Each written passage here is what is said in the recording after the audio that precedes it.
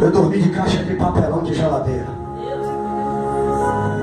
Eu, da onde eu vim, eu poderia estar hoje no ministério estipulando valores para pregar, para mim alcançar logo algum patamar. Mas Deus não me ensinou assim quando Ele me tirou das trevas.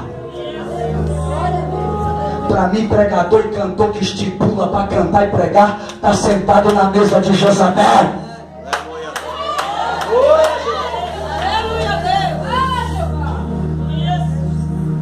Eu tenho 8 anos que ministro a palavra de Deus.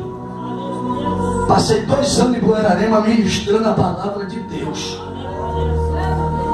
Nunca estipulei um centavo.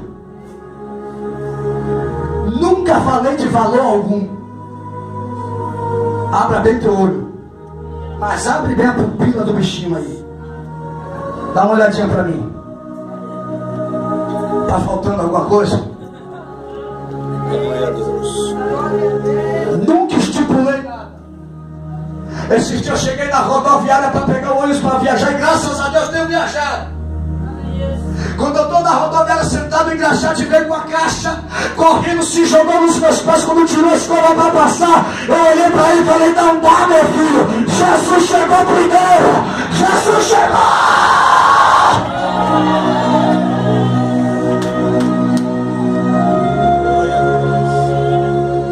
Ele cuida, rapaz. Quem cuida de você é Deus. Deus sabe de onde te tirou. E se fechar uma porta, Ele abre outra. Mas quem continua cuidando de você é Deus.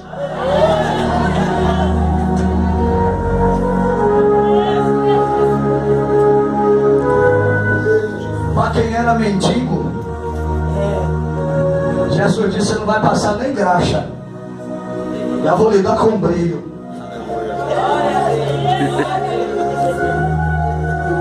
Diga para quem está do teu lado: Deus não tem coisa ruim para você.